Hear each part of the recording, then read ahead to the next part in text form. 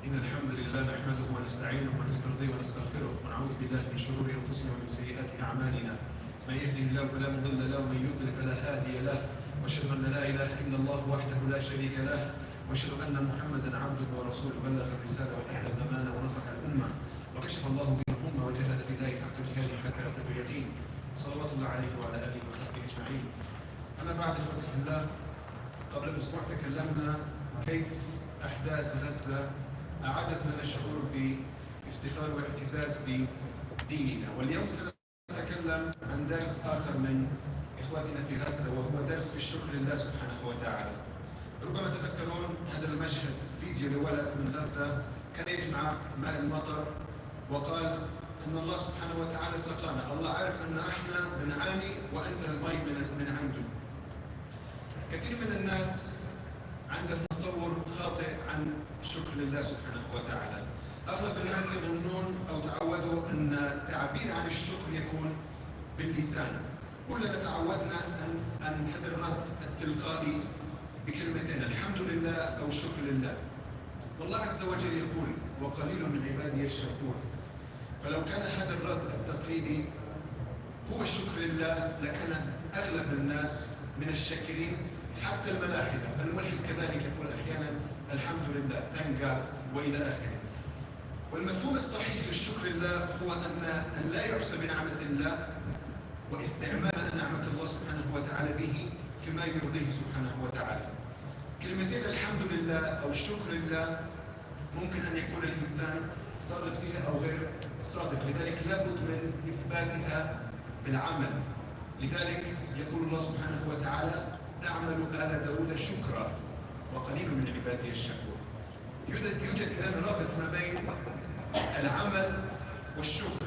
على سبيل المثال، إذا الله سبحانه وتعالى رزقك بالمال فانفق من هذا المال في سبيله، وإذا رزقك بالوقت والصحة فاستعملهما في سبيله، وإذا أعطاك سلطة أو النفوذ كذلك استعملها في سبيله.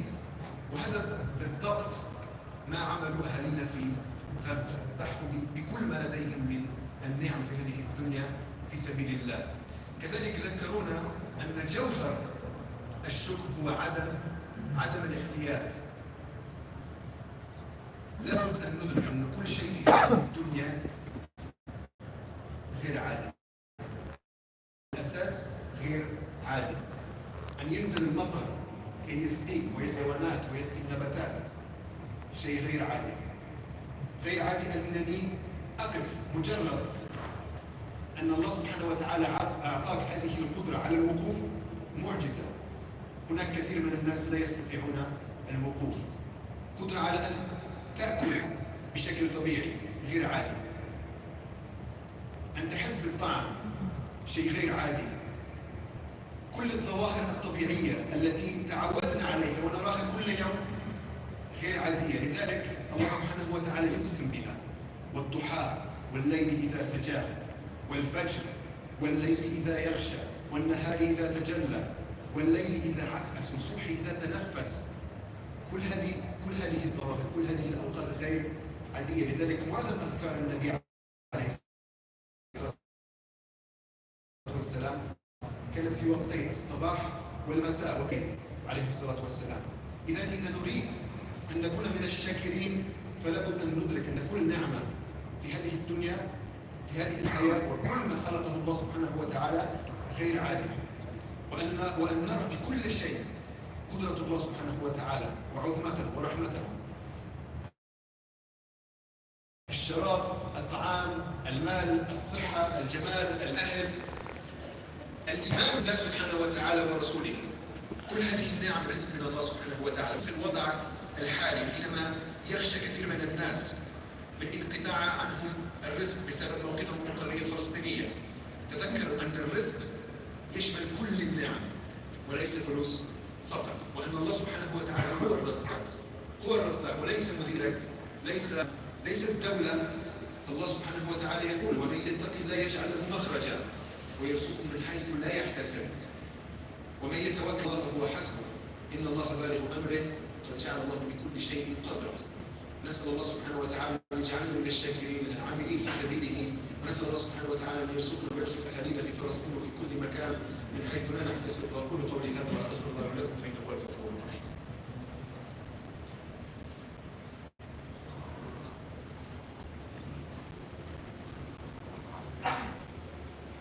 Bismillahirrahmanirrahim. Drodzy bracia i siostry, tydzień temu w trakcie hutby mówiliśmy o tym, jak sytuacja w Gazie, jak sytuacja w Palestynie sprawiła i wpłynęła na to, że wielu z nas, że wielu muzułmanów zaczęło odzyskiwać to swoje poczucie dumy z tego, że jesteśmy muzułmanami. To poczucie dumy, że islam jest naszą religią. I dzisiaj porozmawiamy o innej lekcji, którą dostaliśmy od naszych braci i sióstr w Palestynie, od naszych braci i sióstr w Gazie.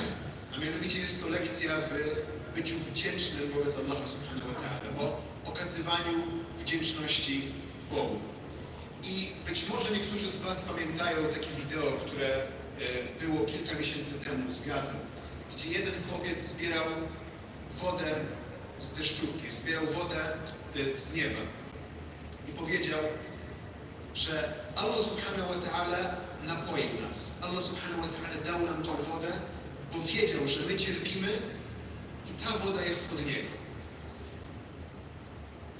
Większość z nas najprawdopodobniej poprzez przyzwyczajenie się ma zły obraz tego, czym tak naprawdę jest wdzięczność wobec Allaha subhanahu wa ta'ala. Czy jak powinniśmy okazywać tą wdzięczność Allahowi subhanahu wa ta'ala.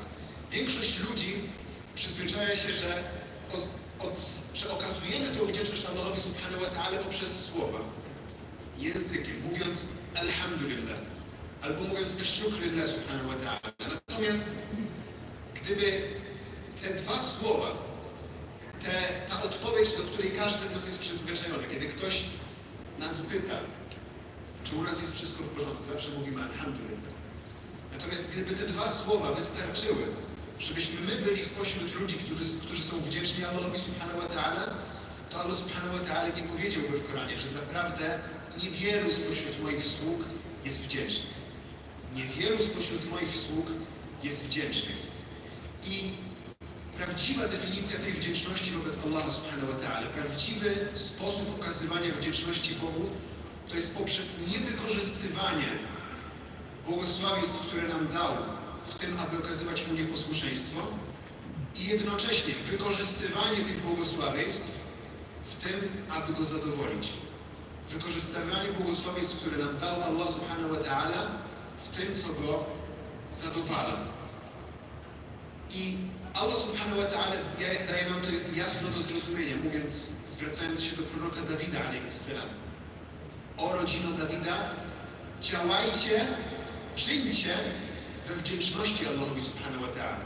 Allah subhanahu wa ta'ala powiązał wdzięczność z działaniem. Koniecznym jest, abyśmy my czynili coś, aby okazać Allahowi subhanahu wa ta'ala tą wdzięczność. Zatem jest powiązanie między czynami a wdzięcznością wobec Allaha subhanahu wa ta'ala. I na przykład, jeżeli Allah subhanahu wa ta'ala dał Ci majątek, to wydawaj z tego majątku na drodze Allaha subhanahu wa ta'ala. Jeżeli Allah subhanahu wa ta'ala dał Ci zdrowie i dał Ci czas, to wykorzystuj ten czas i wykorzystuj to zdrowie na drodze Allaha subhanahu wa ta'ala. Jeżeli Allah subhanahu wa ta'ala dał Ci jakąś władzę, dał Ci jakiś wpływ, to wykorzystuj to z intencją dla Allaha subhanahu wa ta'ala. I inną rzeczą, która również przypłynęła do nas od naszych braci i sióstr z Gazy. Kolejna lekcja, którą od nich dostaliśmy, to jest to zrozumienie, co jest tak naprawdę sednem wdzięczności wobec Allaha subhanahu wa ta'ala. Tym sednem wdzięczności jest to, żebyśmy się nie przyzwyczajali. Żebyśmy się nie przyzwyczajali do niczego w tym życiu, żebyśmy się nie przyzwyczajali i nie patrzyli na wszystko w tym życiu, jakby to było nam dane i obiecane. Cokolwiek mamy w tym życiu, to nie jest zwykła rzecz. Cokolwiek dostaliśmy od Allaha subhanahu wa ta'ala w tym życiu, jest niezwykłe. Fakt, że spada deszcz i poi nas, ten deszcz poi nas, poi zwierzęta, poi rośliny, to jest coś niezwykłego. To, że jestem w stanie stać na własnych nogach, to jest coś, co jest niezwykłe. Sama możliwość tego, że stoisz na własnych nogach, podczas gdy wielu ludzi o tym marzy, to jest coś, co jest niesamowite i to jest dar od Allaha subhanahu wa ta'ala. To, że jesteś w stanie jeść w sposób normalny, niesamowite. To, że jesteś w stanie czuć smak tego jedzenia, to jest coś niesamowitego. Wszystkie rzeczy, które widzimy na niebie i na ziemi, wszystko to, co jest w przyrodzie, wszystko to, do czego się przyzwyczaimy, bo widzimy to każdego dnia, to wszystko jest niesamowite. To wszystko są znaki od Allaha subhanahu wa ta'ala. I dlatego Allah subhanahu wa ta'ala przysięga na pewne pory dnia. Allah subhanahu wa ta'ala przysięga na pewne zjawiska. Kiedy mówi, że przysięga na brzask, przysięga na tą porę dnia po wschodzie słońca, przysięga na noc, przysięga na dzień, kiedy przemija. I dlatego prorok Muhammad a.s. wiedział i czuł wyjątkowość tych momentów, czuł wyjątkowość tych zjawisk przyrody, bo najczęściej, kiedy wspominał Allaha subhanahu wa ta'ala, to było, kiedy słońce wschodziło lub zachodziło. Wiedział, że to są niesamowite momenty, że to są niesamowite rzeczy i znaki od Allaha subhanahu wa ta'ala. I jeżeli chcemy być naprawdę wdzięczni Allahowi subhanahu wa ta'ala, to musimy zrozumieć, że wszystko, czym nas obdarzył w tym życiu, jest niezwykłe. Nie ma nawet najprostszej rzeczy, która byłaby niezwykła dla nas w tym życiu. Bo na wszystko, co patrzymy, powinniśmy w tym dostrzec miłosierdzie i potęgę Allaha subhanahu wa ta'ala. Jedzenie, picie, bliscy, rodzina, piękno, wszystko, o czym możesz pomyśleć, wszystko, czego pragniesz w tym życiu, wszystko, czego potrzebujesz w tym życiu, wiara w Allaha subhanahu wa ta'ala, wiara w Jego wysłannika, to wszystko są błogosławieństwa i to wszystko jest zaopatrzenie od Allaha subhanahu wa ta'ala. To wszystko można nazwać tym, co nazywamy ryzk, zaopatrzenie od Allaha subhanahu wa ta'ala. I o tym powinniśmy pamiętać szczególnie teraz. Szczególnie teraz, kiedy wiele osób boi się tego, że straci swoje zaopatrzenie, poprzez to, jaką pozycję zajęli względem tego, co się dzieje w Gazie, względem tego, co się dzieje w Palestynie. Musimy pamiętać, że pieniądze to nie jest jedyne zaopatrzenie, które mamy w tym życiu. To nie jest jedyne błogosławieństwo. I że tak naprawdę pieniądze i każde inne błogosławieństwo w tym życiu to jest coś, co jest tylko i wyłącznie od Allaha subhanahu wa ta'ala. Nie od Twojego dyrektora w pracy, nie od właściciela firmy, nie od państwa. To wszystko jest od Allaha subhanahu wa ta'ala. I Allah subhanahu wa ta'ala mówi w Koranie, że ktokolwiek się obawia Allaha subhanahu wa ta'ala, ktokolwiek jest bogobojny, to Allah subhanahu wa ta'ala znajdzie dla niego wyjście z każdej sytuacji. I obdarzy go zaopatrzeniem, skąd on się tego nie spodziewa. I Allah subhanahu wa ta'ala dalej mówi, ktokolwiek polega na Allahu subhanahu wa ta'ala, to on jest jemu wystarczający. I zaprawdę Allah subhanahu wa ta'ala jest nad każdą z swoich spraw wszechwładny i Allah subhanahu wa ta'ala uczynił dla każdej rzeczy wyznaczoną miarę. Dlatego prosimy Allah subhanahu wa ta'ala, żeby uczynił nas spośród tych ludzi, którzy są mu wdzięczni w czynach. I prosimy Allah subhanahu wa ta'ala, aby obdarzył i zaopatrzył nas i naszych braci w Palestynie i w każdym miejscu. Amin ya Rabbil Alamin. Bismillah ar-Rahman ar-Rahim, dear brothers and sisters. 1 week ago we've been talking about how what is going on currently in Gaza, what is currently going on in Palestine has actually gave us this sense of pride. It enabled us to reclaim this sense of pride in our deen, in our religion. Some of us started to feel again proud that we are Muslims. And today we will talk about another lesson that we've been given by our brothers and sisters in Gaza. This particular lesson is about gratitude. It's about being thankful to Allah subhanahu wa ta'ala. And maybe some of you remember a video of a small boy that was gathering water. That was the rainwater. He was gathering water from the rain so that he could have any water to drink from. And he said that Allah subhanahu wa ta'ala, He gave us this water. He knew that we are suffering, so He sent this water down on us to bring us some relief. And when we are talking about gratitude towards Allah subhanahu wa ta'ala, many of people are actually having this very superficial understanding of gratitude. Many of us got used to the fact that if we want to show gratitude, we say Alhamdulillah, we say Shukrullah subhanahu wa ta'ala, and that is how we show our thankfulness and our gratitude towards Allah subhanahu wa ta'ala. And if this was enough for us to be grateful to Allah subhanahu wa ta'ala by only using these two words, then Allah subhanahu wa ta'ala wouldn't say in the Quran that only few of my servants, not many of my servants, are truly grateful. Even atheists, sometimes they say thank God. So it's not enough to say thank God to truly appreciate what Allah subhanahu wa ta'ala has gave us. So the true understanding, the true definition of how to be grateful to Allah, towards Allah subhanahu wa ta'ala, true definition of gratitude towards Allah subhanahu wa ta'ala is to not use any of His blessings to disobey Him, and at the same time to use His blessings that He gave you to do something that will please Him. You have these blessings, do not use them to disobey Allah subhanahu wa ta'ala, and instead use them to please Allah subhanahu wa ta'ala. And that's why Allah subhanahu wa ta'ala, He says, when He directs His words towards Dawood alayhi salam, towards his family, when He says, O family of David, O family of Dawood, act in gratitude. Allah subhanahu wa ta'ala connects the actions with gratitude. Gratitude cannot only be on our tongues, it has to come with our actions. We have to prove our words with our actions. So, this is exactly what our brothers and sisters in Palestine were doing recently. All of the blessings that were given to them in this life, they sacrificed them for the sake of Allah subhanahu wa ta'ala.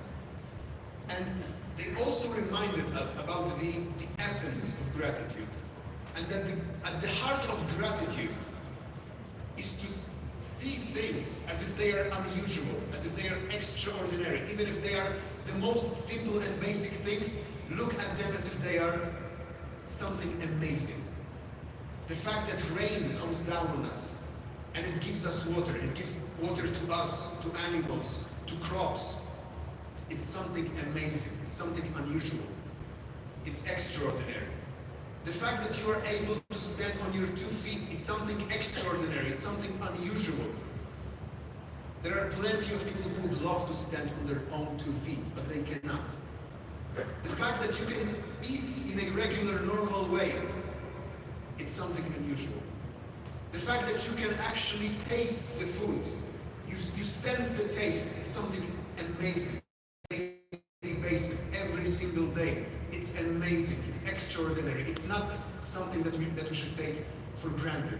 And that's why Allah subhanahu wa ta'ala, He swears by these things. Allah subhanahu wa ta'ala, He swears by night. He swears by the time of dawn. He swears by the time when the day passes. Allah subhanahu wa ta'ala, He swears by these particular times of day, by these particular events, because they are amazing. There is something unbelievable about them, and that's why Prophet Muhammad ﷺ, the most time when he was remembering Allah subhanahu wa ta'ala, when he was sitting and reminding himself of Allah subhanahu wa ta'ala, was either after Fajr or either after Maghrib. There is some blessing in these particular times of day. So if we want to truly be thankful to Allah subhanahu wa ta'ala, if we want to really show gratitude towards Allah subhanahu wa ta'ala, we have to understand that everything that we've been given in this life, everything that has been created, is a blessing from Allah subhanahu wa ta'ala, and all of this is some sort of provision from Allah subhanahu wa ta'ala. And we have to remember about it specifically now, when many people are actually afraid. that they will lose their jobs, that they will lose their money, that they will lose something because of their stance on what is going on in Gaza, what is going on in Palestine. First of all, remember that whatever you have in this life, it's part of your rizq. It's part of your provision from Allah subhanahu wa ta'ala. Everything you have, not only money, everything you have is a provision from Allah subhanahu wa ta'ala. And the second thing is that Allah, He is the one who is the provider, not your boss, not the owner of the company, not the country, the government. No. Allah subhanahu wa ta'ala is the one who provides. And Allah subhanahu wa ta'ala says that whoever fears Allah, whoever is aware of Allah subhanahu wa ta'ala, He will give him a way out of any situation. And that Allah subhanahu wa ta'ala will provide him from where he where he does not expect. He will provide you from where you do not expect. And whoever depends on Allah subhanahu wa ta'ala, then Allah subhanahu wa ta'ala is sufficient for him. So we ask Allah subhanahu wa ta'ala to make us of those who are grateful to Him in our actions. And we ask Allah subhanahu wa ta'ala to provide to all of us and to our brothers and sisters in Palestine and everywhere. آمين يا رب العالمين. يا أرحم الراحمين يا عزيز الجبار يا غفور يا ودود يا أرحم الراحمين. في هذا يوم الفضيل نسألك عيشة هنية وميتة سوية ومرضا غير مخزن ولا فاضح. اللهم إنا نسألك خير المسألة وخير الدعاء وخير النجاح وخير العلم وخير العمل وخير الثواب وخير الحياة وخير الممات. اللهم ثبتنا وثقل موازيننا وارفع درجاتنا وتقبل صلاتنا واغفر لنا ذنوبنا وأرنا الحق حقا وارزقنا اتباعه وأرنا الباطل باطلا وارزقنا اجتنابه. اللهم نسألك موجبات رحمتك وعزائم مغفرتك والسلامة من كل إثم والغنيمة من كل بر والفوز بالجنة والنجاة من النار. اللهم احسن عاقبتنا في الأمور كلها وبعد عنا خزي الدنيا وعذاب الآخرة. اللهم انصرنا على من عادانا ولا تجعل مصيبتنا في ديننا ولا تجعل الدنيا أكبر همنا ولا تسلط علينا من لا يرحمنا. اللهم لا تدع لنا ذنبا إلا غفرته ولا هما إلا فرجته ولا دينا إلا قضيته ولا مريضا إلا شفيته ولا ميتا إلا رحمته ولا حاجة من حوائج الدنيا والآخرة إلا قضيتها يا أرحم الراحمين. ربنا آتنا في الدنيا حسنة وفي الآخرة حسنة وقنا عذاب النار. وصلى الله وسلم على حبيبنا المصطفى عليه الصلاة والسلام وعلى آله وصحبه وعلى وأقم الصلاة.